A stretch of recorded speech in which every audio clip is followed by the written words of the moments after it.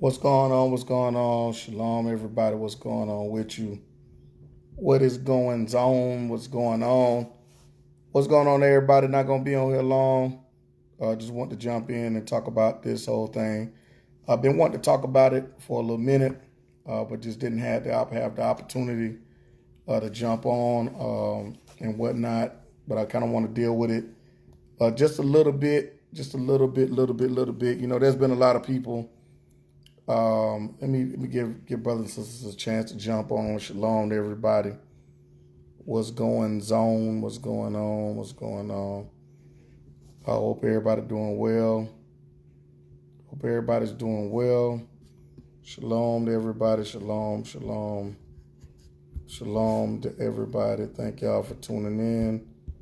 Shalom. Shalom, shalom, everybody. Thank y'all for logging in, tuning in. Not going to be with you that long, but I just want to kind of talk about some things here really quick about some things going on, of course, you know, around the world, or well, in the States. Here now. Thank everybody for tuning in. What's going on? Shalom to everybody.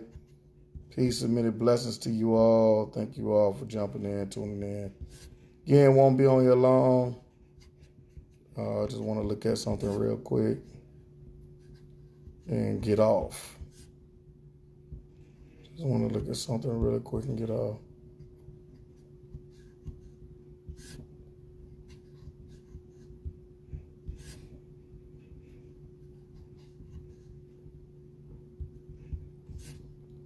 Thank y'all for tuning in. Thank y'all for jumping on.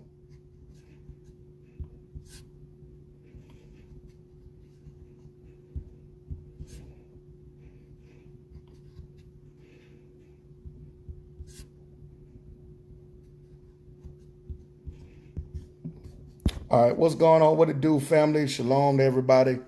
What's going on? Grace, peace, and many blessings. Last night we had an awesome lecture, awesome lesson last night on the conversation of virgin birth versus immaculate conception.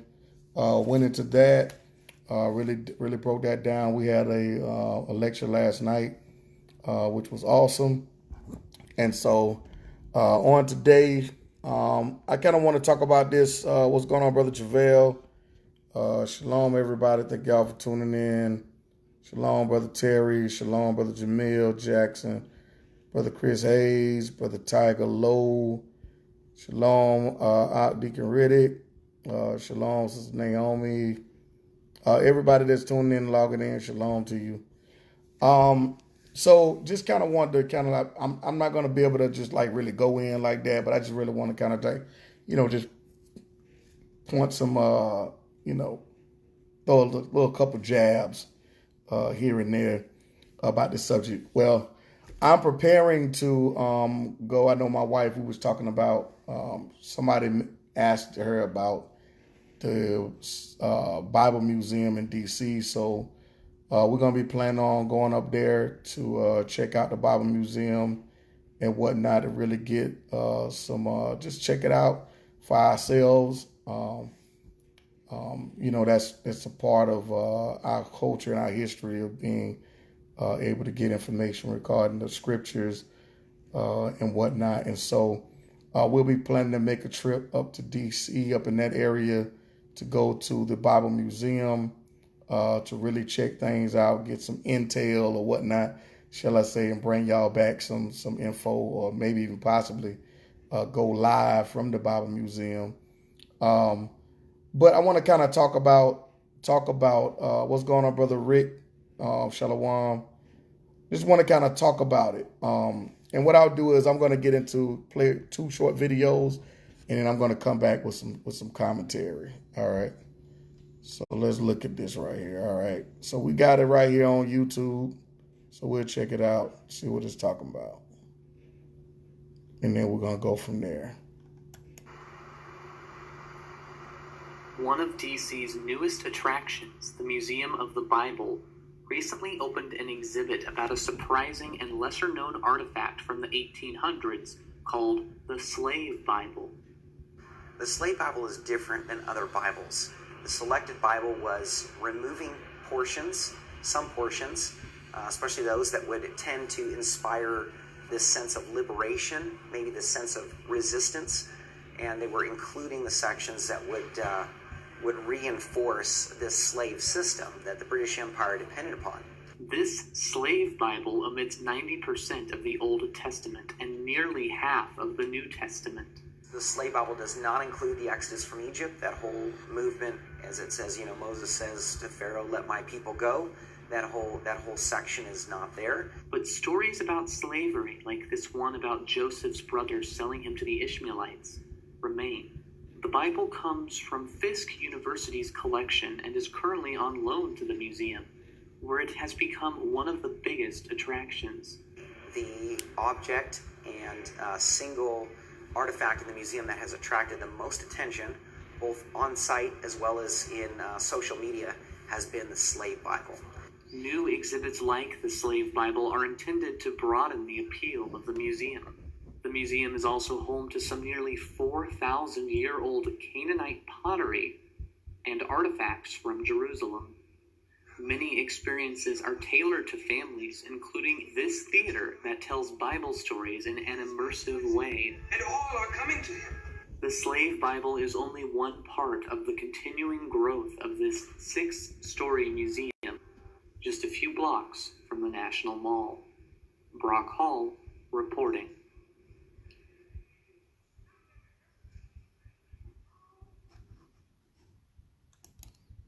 All right, so I got one more video we'll look at, and then I will have some dialogue about that.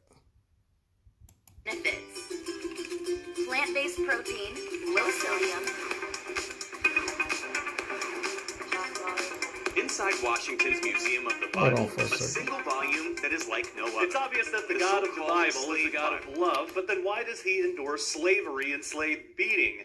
If you listen to some prominent atheist out there, you would be led to believe that. But is that what the Bible really says? That's what we're going to talk about today. How can a loving God endorse this, or is that what is actually going on at all? With me instead.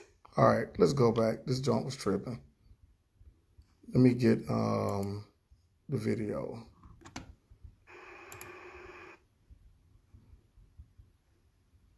All right, where's that video?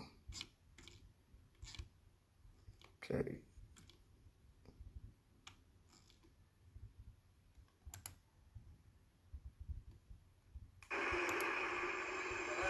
Inside Washington's Museum of the Bible, a single volume that is like no other. The so-called Slave Bible. Remarkable not for what's in it, but for what's not.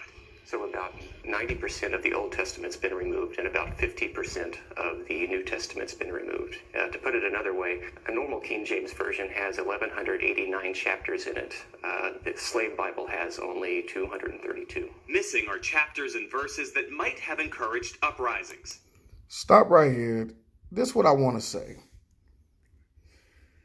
They invented a separate Bible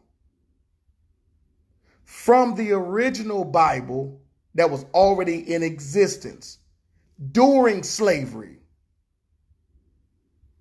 For all these so-called people out here running around talking about, oh, they invented the Bible to control you or to make you a Christian.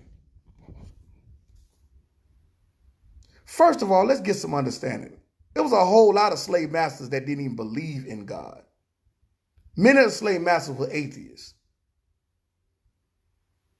Let's get that understood. Then they forged a Bible from another Bible that had everything in it, speaking against slavery. So for all these folks running around here talking about, oh, they created the Bible to keep you enslaved, or they created a Bible to make you a Christian, or they created, first of all, they didn't care about you being no Christian. They cared about you doing that work. That's what they cared about. They bought you. You were a part, you were an investment. They were trying to make sure that you didn't run away. They didn't, first of all, let me tell you something. They didn't need the control. You were already a spiritual people. You already understood the scriptures. You already understood the scriptures. They didn't need to take nothing to force you to believe in no Bible. You already knew the scriptures. Henceforth, the reason why they took this Bible and recreated another Bible, taking out things that would liberate you. In hopes, well, let's give them something, because the more we whoop them and the more we beat them, the more they still gonna fight and rebel, because it's in them to know that there's a deliverer. They didn't have to create no Bible. The Bible was already created. Look at what it said. Listen to this again. The New Testament's been removed. 90% of the Old Testament In it, but for what's not. So about 90% of the Old Testament's been removed, and about 50% of the New Testament's been removed. 90. Now I want for all of y'all who simply said we don't need no Old Testament, and for all y'all that say, oh, the law done away with. Okay, there are laws in the Old Testament that you don't want to deal with that's protecting your behind. So if you want to throw away the Old Testament and throw out the law, then that means you endorse slavery. That means you are an endorser of slavery, because you take that out, there's laws in there that forbid slavery. Again, servitude and slavery is two different things. Some people willfully put themselves in servitude to pay off a debt. Willfully. Some people willfully in ancient Israel put themselves in servitude to pay off a debt. Everybody wasn't just taken. And then you have to understand something too. When Israel went into other nations and conquered those nations, they didn't treat them as slavery. They didn't treat them the way we were treated over here, or when we're doing the Arab slave trade, or any other nation that treated us wrong, the way they were treated us. No, we treated people as though when they came into Israel, they had to drop their customs. They had to drop everything they believed, accept the God of Abraham, Isaac, and Jacob, and his ways, in order to even be a part of, even being around us and living with us from that aspect. So now we start looking at this. 90% of the Old Testament is taken out. A whole portion of the New Testament is taken out from something that was already in invention, something that was already hard copy.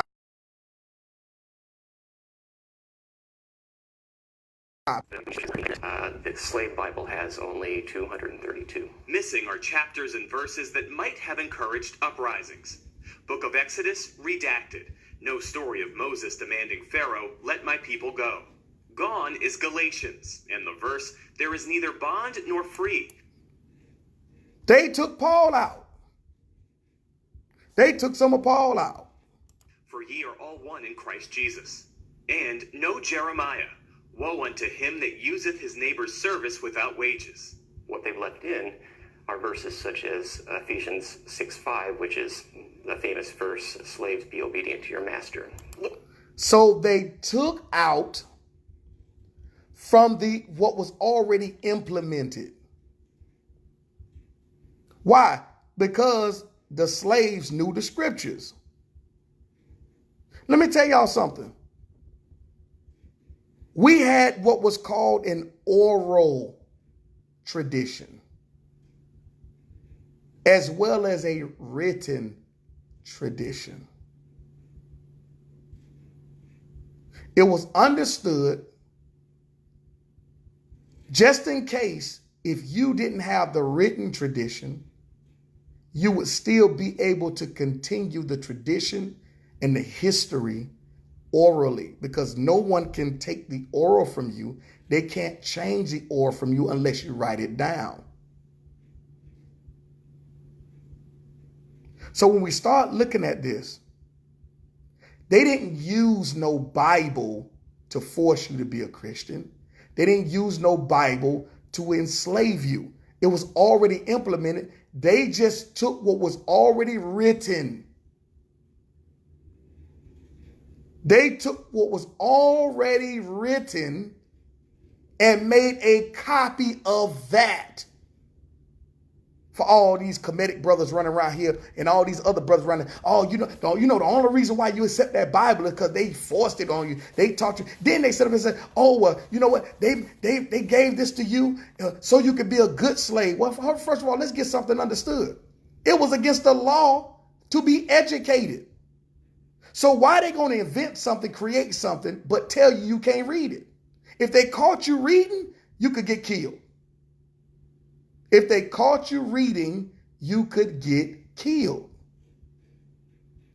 So they just didn't come around here creating something just for the simple fact of creating it to make you something that you weren't already. No, you were already understood the scripture. It was already in you. If they take the Bible from you or the book from you and they try to recreate it, even though they recreated their version, it still didn't stop the revolt. Why?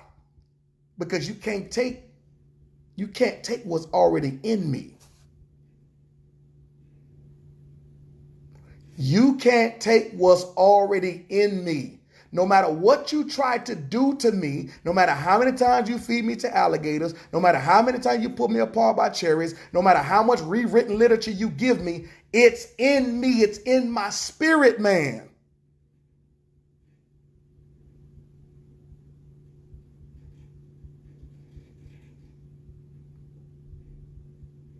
It's in my spirit. Once you allow something to get in your spirit, man, especially the spirit of the Most High,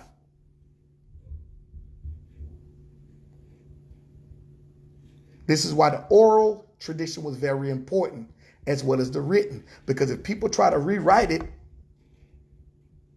the other slaves say, hey, that's not right. That's not right what we're reading. Because in my spirit, man, it's already been established what right and wrong is based off of what I've been taught historically and traditionally. This is why family stories continue now, because somebody that's a matriarch or a patriarch of the family gives you stories orally of who your granddaddy was. Give you stories orally of who your auntie was. You never met your auntie. You didn't have a picture of her, nor did you have any information of your aunt or your uncle written down or your granddad. But guess what? Someone that's a matriarch or a patriarch of the family always maintained the oral history. And that's the reason why when we had family reunions and family gatherings, we were able to hear the stories of who the ancestors were that we never met, or who our elders was that passed before we were born. And we're able to hear these stories and them say, you act just like your granddad. Your granddad did this and your grandmother did that. You were able to hear these stories and see why you had the certain characteristics that you have. Because they could not beat the oral history out of you. They couldn't murder you and do anything to you to take the oral history away. But yet they took the Bible and they said, oh no, we can't, this Bible right here, not this verse, we can't do that. We have to create our own to try to control, not to make. To try to control. You heard what the brother said? He said, just try to stop the uprisings. But it didn't work because it's already in the people. Chapters and verses that might have encouraged uprisings. See that? Chapters and verses were taken out to stop uprisings, not to make you something. Their intentions was not to make you anything. It was to stop you and protect their investment. They didn't care what you believed as long as you kept working.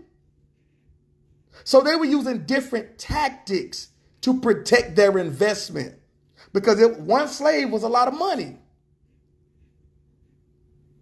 They didn't buy slaves for the fact of making you a Christian or making you anything. No, they bought you as a slave for you to do a job. That's what they got. That's what they bought slaves for. Not to make you, they didn't care what you was or what you believed. But they already knew that majority of the slaves, that all the slaves that they had, that they bought, they believed in the God of Abraham, Isaac, and Jacob. And so when they were doing certain things the way they were doing it, they were quoting scripture without even having an educational background in any form of English, because it was in their spirit, man, to know what was right from wrong and the difference between slavery and servitude.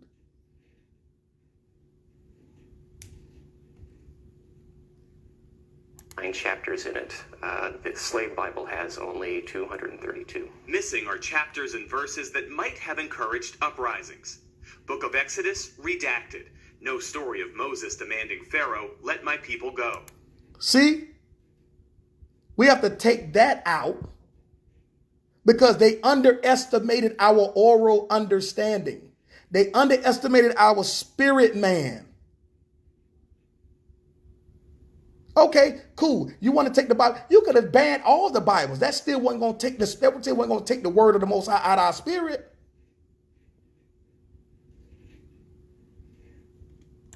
Gone is Galatians, and the verse, there is neither bond nor free, for ye are all one in Christ Jesus. And no Jeremiah, woe unto him that useth his neighbor's service without wages. What they've left in are verses such as Ephesians 6:5, which is the famous verse, slaves, be obedient to your master. Looking at this Bible, it's hard to tell that anything's been taken out of it. That's correct. I mean, it looks like a normal book. For many enslaved Africans, this would have been the first time they were exposed to the Bible.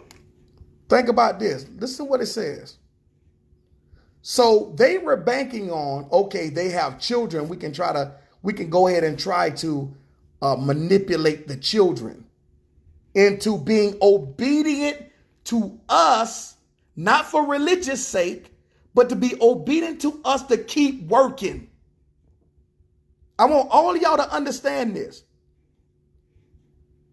They were not concerned about you being no Christian. Brothers need to miss me with that. If you read the history and stop listening to what your partner and everybody else saying in YouTube videos, you'll understand that this is what they was trying to do. A slave master cared nothing about your religious views. All he wanted was for you to keep working, to keep picking that cotton, to keep shucking that corn. They didn't buy slaves to make them no Christians or make them anything. They bought slaves to do work. And their mindset was, these old set in their ways slaves that we own, we done burned them, we done beat them, we done cut their foots off, we done did all of these things to them, and they still are trying to rise up. And if one of them is educated, they're going to educate the other one to rise up. So what we got to do is we have to bank on their children. So when they have children, we got to come up and create a Bible to take all of this other stuff that they keep spitting out to try to make the children obedient to work and to be submissive. Let me tell you something. I don't care if you were from Assyria. Every captivity that was happening, of course, it was a judgment and a punishment by the Most High, but every captivity that we were in, the main premise was being subjective and not rising up. That's the whole point of everybody else. In Babylon, what was it? Hey, look, y'all gonna do this. Y'all gonna bow to me. Y'all gonna submit to me and do what I tell you to do. In Egypt, y'all gonna submit to me and y'all gonna build these pyramids. Y'all gonna keep doing, y'all gonna build our cities.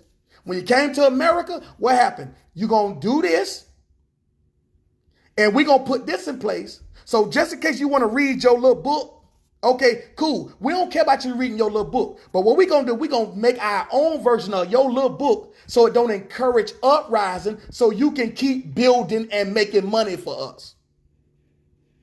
That's what this was about. It ain't have nothing to do with no doggone religion. And when I keep hearing brothers say this, I'm like, bro, I can tell you unlearned and you are, and you still mad. Understand why they gave you a changed version of your scriptures. To keep you doing work to make them money. It has nothing to do. Just like even today, in the modern day time. In the modern day time, on your job, they don't care what religion you are. In fact, they are inclusive. But guess what? You better not come in the way of their money. I bet you that. I bet you better not come in the way of their money. You better not come in the way of their money. It's always been that way. Slavery was a business. That's why they didn't want it to end. They didn't want more slaves to make them more Christians. They wanted more slaves to make them more money. Point blank, period. Same way on these jobs. They don't care if you're a Buddhist, Hindu, Israelite, Christian, keep making us our money. And if you get in the way of making us our money, we're going to terminate you. And get somebody else in here who's going to abide by the rules of keep making us money. So you can have whatever religion we don't care. And matter of fact, we done created a room in the building for interfaith. So whatever you believe, you want to pray, go in that little room over there. Just don't interfere with our money. Because at the end of the day, it's all about the green. It ain't about no religion.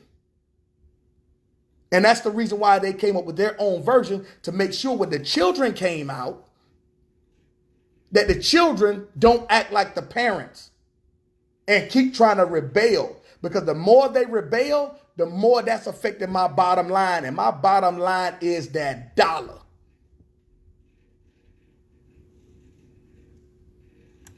A Bible selectively edited to instill obedience, using religion to underpin the horror of slavery. See that? Listen to what it says.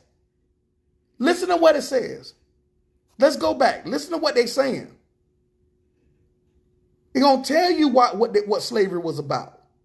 Y'all think it's about making somebody a Muslim or a Christian and all that. That ain't what it was about. This is about money. To underpin the horror of slavery, edited to instill obedience, using religion. Edited to instill obedience. Edited to instill obedience to what? To Christianity? No. To instill obedience to keep picking this cotton. Because guess what? I'm making millions off of you and I ain't paying you nothing. All I'm giving you is a place to stay so you can keep making my money.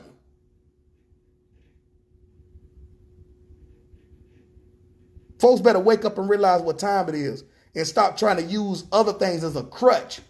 Realize and recognize what slavery was for them. Now, slavery for us was that's a whole different conversation. Then we got to get into get into the Most High. But let's deal with what slavery was about. It was about money. It ain't have nothing to do with no religion. To underpin the horror of slavery. When people encounter this exhibit, what lasting impression do you want them to leave with? Well, we want to pass the message on that may this never happen again. The Bible itself is a whole book. It's not one that you get to carve up and use this piece or that piece. The slave Bible designed to repress rebellion, but it didn't. What do they keep saying, y'all? Have you heard anywhere in both of these videos that these people was talking about religion? Have you heard anywhere in any of these videos where they say, you know what, they was trying to create their own version. They was beating you and doing all this other stuff to make you a good Christian? Did they say anything about that? No. In all of these videos, it's talking about the same thing. Obedience to keep making us our money. But y'all want to pull out what you want to pull out. It's the same exact thing. It's all about money. Let's go back again for folks who ain't hear it in the back. So John, that may this never happen again. The Bible itself is a whole book. It's not one that you get to carve up and use this piece or that piece. The slave Bible designed to repress rebellion, but it didn't work. Hold on. Let's listen to that again. It was designed to repress rebellion, but it didn't work. Why did it not work? It don't matter what generation it was. Because why didn't work? Because you cannot withdraw the spirit of the Most High on his people and in his people. It don't matter if they never used the Bible. It was already in us. It was already in us. You cannot take that out of us. No matter how much you beat us, kill us, do whatever you want to do. You're not going to withdraw the spirit that's in us. That's why it didn't work. They tried, but it didn't work. And it ain't going to work today. To leave with. But we want to pass the message on that may this never happen again. The Bible itself is a whole book. It's not one that you get to carve up and use this piece or that piece. The slave Bible designed to repress rebellion, but it didn't work. Enslaved people in the Caribbean constantly fought against slavery until... Constantly fought. Why? Because it's the spirit of the Most High that's going to have you fighting against anything unrighteous, including your own brothers. If your own brothers are unrighteous, you're going to fight against them too. Not only that, what about those who sided with the slave master? I mean, you had folks who sided against Hamashiach. Those folks ain't had a spirit. They had another spirit. They didn't have the spirit of righteousness in them. During the time of the Maccabees, when the Greeks was in rulership, you had Israelites then who sided with the Greeks. They started sacrificing a pig and everything on the altars. They knew it was an abomination. But guess what? They was like, well, we might as well link up with them to save ourselves. We might as well link up with them to save ourselves. They agreed with the Greeks. They started sacrificing all kind of abominable things on the altars. So, of course, you're going to always have folks that's going to work in a different type of spirit. But at the end of the day, those who have the spirit of righteousness, it's not going to work. They're going to rebel against any and all things that are unrighteous, including their own brothers. Judas Maccabees, he wasn't playing.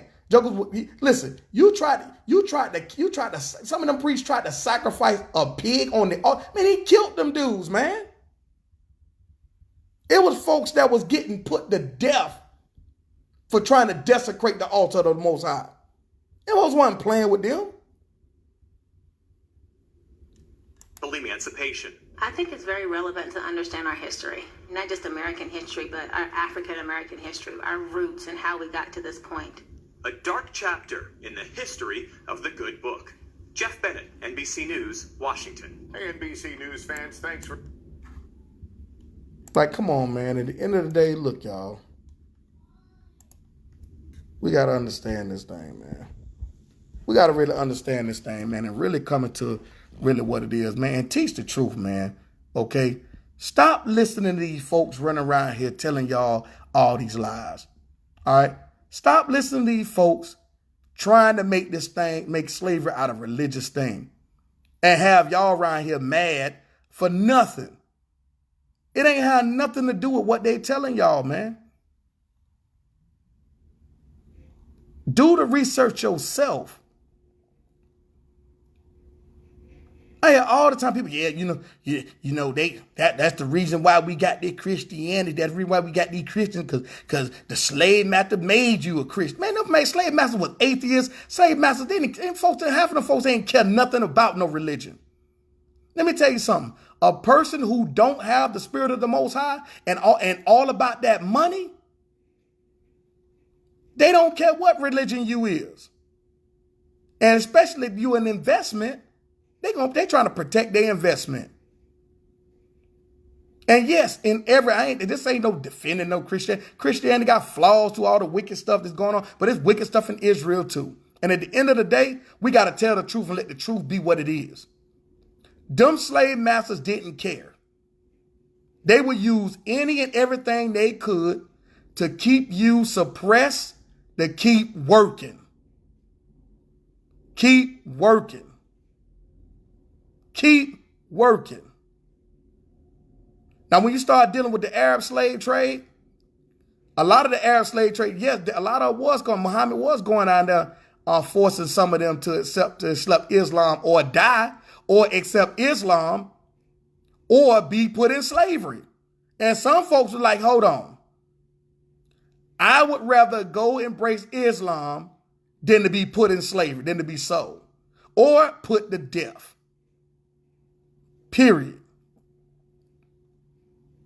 So Muhammad did have a whole nother mentality and a whole nother mindset about a lot of things, because a lot of stuff Muhammad was trying to build his own thing. So Muhammad is trying to build his own thing. Of course, he was for, but that ain't had nothing to do with the Europeans. The Europeans weren't trying to build nothing but their money, build nothing but their pockets.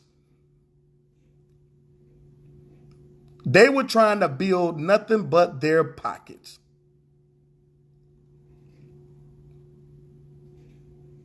And the Arab slave trade was before the transatlantic slave trade. And many scholars would even argue that the sub-Saharan slave trade was worse than the American slave trade because of a lot of things that was going down and how they was doing a lot of things. Now, I ain't here to compare the two, but all I'm saying is at the end of the day, one of them didn't care about trying to create no religion or no strong religious structures. Now, you start dealing with the Roman Catholic Church, yeah, you can get into that type of conversation. When we talking about on the shores of America and some of these other Caribbean islands, them folks about their money. They was about their money. And a slave run away? No, they got to beat you, cut your foot off, whatever you got to do to keep your behind working, because they were making good money. Making good money doing it. So at the end of the day, brothers and sisters, man, I hope this really helped y'all, man, and brought some edification to y'all. I got to get ready and go and jump off here, man. All praise to the Most High.